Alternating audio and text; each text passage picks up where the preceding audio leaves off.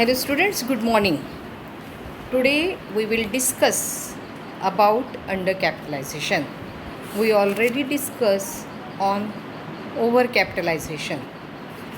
In this lecture or today onwards we will discuss on undercapitalization. This term is exactly opposite of overcapitalization.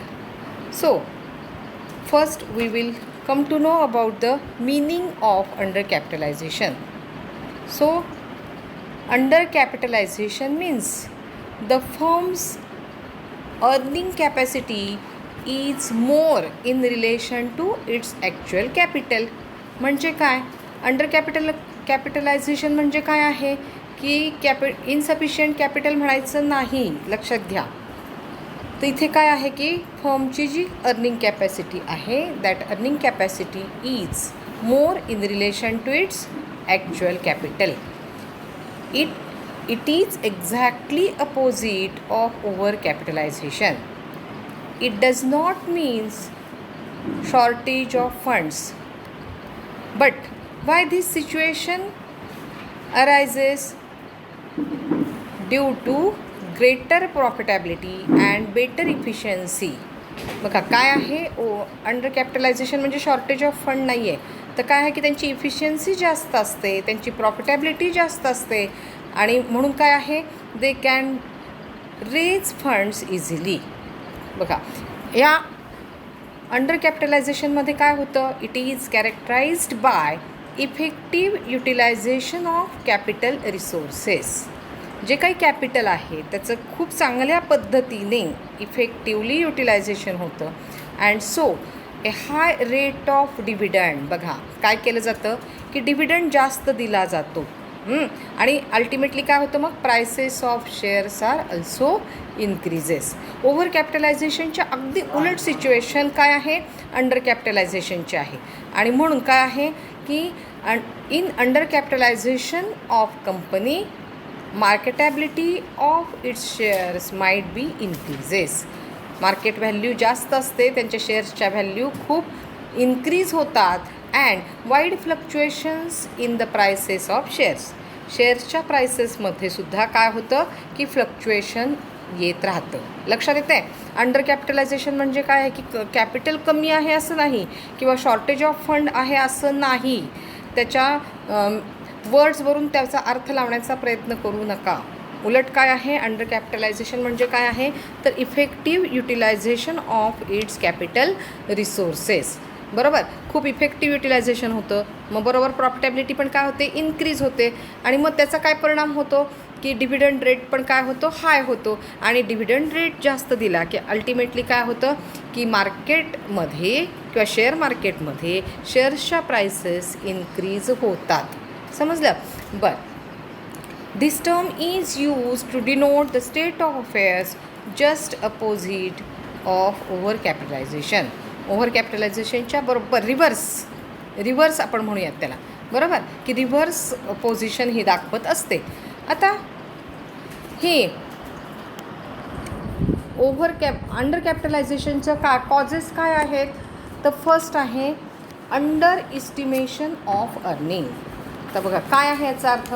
Under estimation of earning means काय आहे, if आपली जर company नवीन असेल, आपली organisation नवीन असेल, if earning of new venture किंवा आपण एखादं काही न्यू प्रॉडक्ट लॉन्च करत असू तर आपण काय करतो की अंडर इस्टिमेट करतो की लगेचच रिस्पॉन्स मिळणार नाही आपल्या प्रॉडक्टला, आपल्या मार्केटला लगेच आपल्या प्रॉडक्टला मार्केटमध्ये रिस्पॉन्स मिळत नाही, लगेच एवढा सेल होणार नाही, आपल्याला प्रॉफिट मिळणार नाही, असं अंडर इस्टिमेशन आपण करतो. बट ॲक्च्युअल काय होतं की वेगळ्याच गोष्टी घडतात. तर आपलं न्यू प्रॉडक्ट असेल तर त्याला काय होतं की खूप चांगला रिस्पॉन्स आपल्याला मिळतो.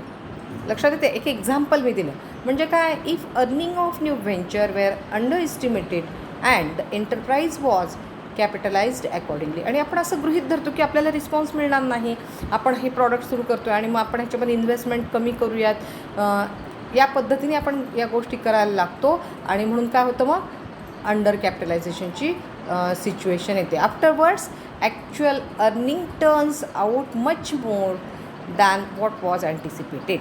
आपण काय केलेलं असतं की आपला सेल कमी होईल, आपल्याला या प्रॉडक्टमधून प्रॉफिट कमी होईल असं आपण गृहीत धरलेलं असतं. पण ॲक्च्युअल काय होतं की वेगळीच परिस्थिती दिसते. प्रॉडक्टला चांगला प्रतिसाद मिळतो, चांगला सेल होतो, प्रॉफिटेबिलिटी आपली इन्क्रीज होते. म्हणजे काय आहे की फर्स्ट काय आहे अंडर कॅपिटलायझेशनचं under estimation of earning. Okay.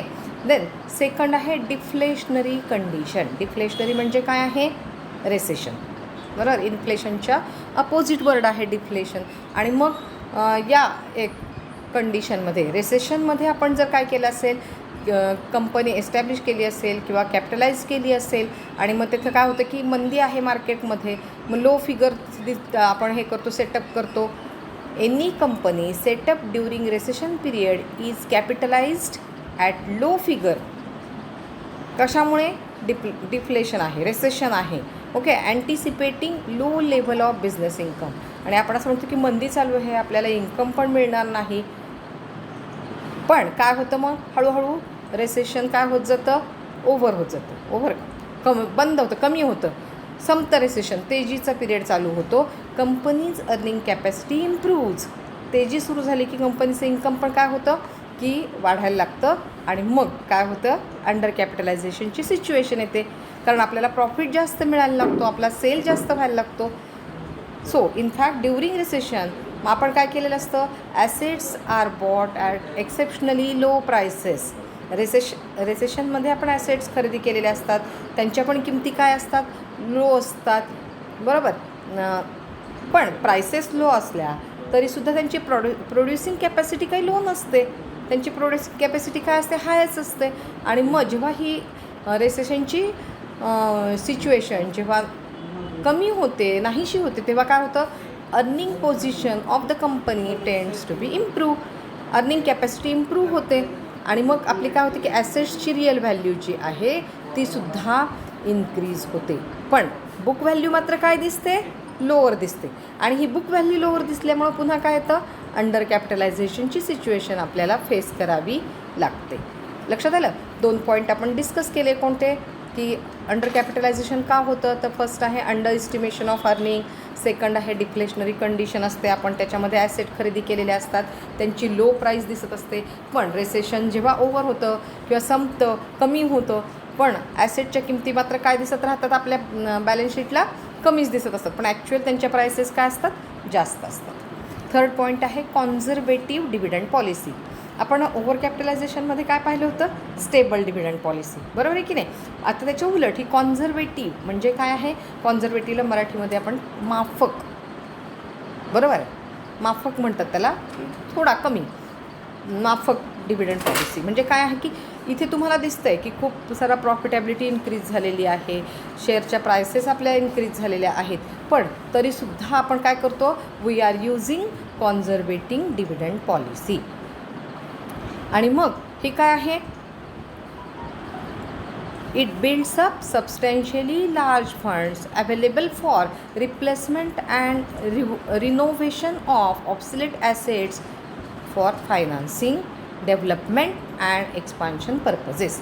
आता आपण काय करतो माफक दरात डिव्हिडंड देतो आणि मग खूप सारा फंड शिल्लक राहतो, खूप सारा प्रॉफिट आपल्याला झालेला आहे, पण आपण तो सगळा प्रॉफिट आपण वाटत नाही.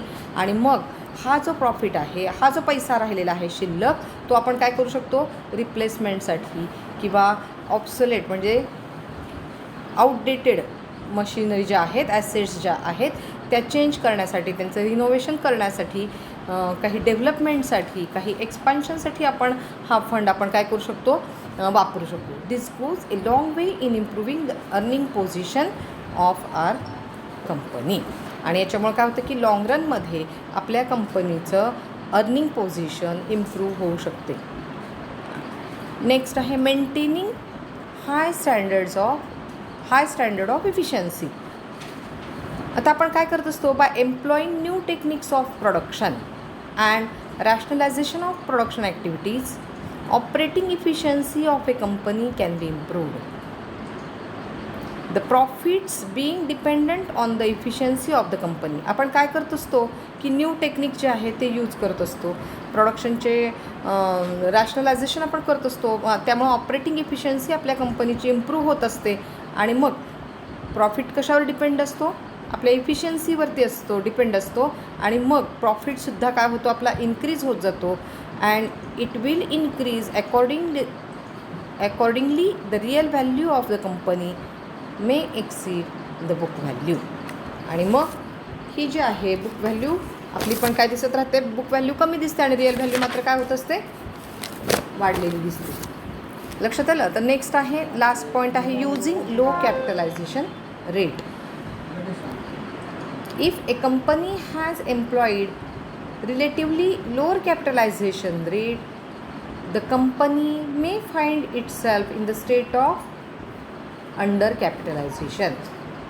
बघा आता काय होतं, समटाईम्स कंपनीला फंड मिळवण्यासाठी किंवा प्रोक्युरमेंट ऑफ द कॅपिटल थोडासा प्रॉब्लेम येऊ शकतो. It may lead to under capitalisation. जर कॅपिटल म्हणजे इक्विटी शेअर्स असतील, प्रेफरन्स शेअर्स असतील, डिबेंचर्स असतील, काही लोन्स असतील, हे मिळवण्यासाठी जर काही प्रॉब्लेम असेल तर काय येऊ शकतं की अंडर कॅपिटलायझेशनची सिच्युएशन येऊ शकते. लक्षात आलं. काय आहे अंडर कॅपिटलायझेशन मीन्स, फर्मची अर्निंग कॅपॅसिटी ही चांगली असते, बरोबर, त्याच्या ॲक्च्युअल कॅपिटलपेक्षा अर्निंग कॅपॅसिटी ही चांगली असते आणि ही ओव्हर कॅपिटलायझेशनच्या एक्झॅक्टली अपोजिट टर्म आहे. Under capitalisation does not mean shortage of funds. याचा अर्थ असं नाही, अंडर कॅपिटलायझेशनचा शब्दशः अर्थ तुम्ही घेऊ नका. इथे फंडचं शॉर्टेज नसतं. लक्षात आलं की प्रॉफिटॅबिलिटी जास्त असल्यामुळे मार्केट व्हॅल्यू पण काय होते, जास्त असते शेअर्सची. आपल्याला कॅपिटल चांगल्या पद्धतीने मार्केटमध्ये अवेलेबल होऊ शकतं. आपण इफेक्टिवली कॅपिटल रिसोर्सेसचा यूज करत असतो आणि याच्यामुळे आपली प्रॉफिटॅबिलिटी वाढते. डिव्हिडंड पण आपण जास्त देत असतो. ओके. आणि आपल्या प्राइसेसमध्ये फ्लक्च्युएशन, शेअर प्राइसेसमध्ये फ्लक्च्युएशन्स असतात. मग ही अंडर कॅपिटलायझेशनची सिच्युएशन काय येते, तर आपण काय केलेलं असतं की आपल्या इन्कमबाबत, आपल्या अर्निंगबाबत आपण अंडर एस्टिमेशन केलेलं असतं. आपण ॲसेट्स ज्या आहेत या ॲसेट्स आपण डिफ्लेशनरी कंडिशन्स, रेसेशन कंडिशनमध्ये आपण परचेस केलेल्या असतात. आपण कन्झर्वेटिव्ह डिव्हिडंड पॉलिसी यूज करत असतो, त्याच्यामुळे आपल्याकडे फंड अवेलेबल असतो. आपण खूप चांगल्या पद्धतीने इफिशियन्सी मेंटेन करत असतो आणि यूजिंग लो कॅपिटलायझेशन रेट, यामुळे अंडर कॅपिटलायझेशनची सिच्युएशन येत असते. आज मी फक्त तुम्हाला ही कन्सेप्ट सांगितली, त्याचे कॉजेस, त्याचे इफेक्ट, त्याच्या रेमेडीज आपण काय करूया नेक्स्ट लेक्चरला डिस्कस करू. Okay, thank you.